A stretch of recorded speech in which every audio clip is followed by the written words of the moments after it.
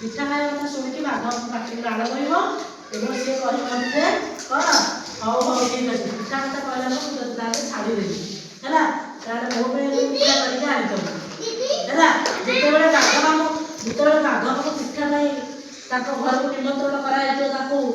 ଟୁନା ଟୁନି ଖାଉ ଖାଉ ସବୁ ପିଠା ଖାଇ ଦେଇଥିବେ ଆଉ କିଛି ନଥିବ ବାଘ ଗୋବର ଆଉ ଗୁଡ଼ କାଚ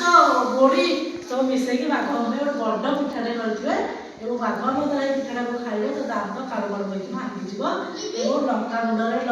ପାଣି ମଧ୍ୟ ଥୋଇଥିବେ ପାଣି ଯେତେବେଳେ ପିଇବେ ଲଙ୍କାଗୁଣ୍ଡ ପାଣି ହେଲା। ଏଇଆ ହେଉଛି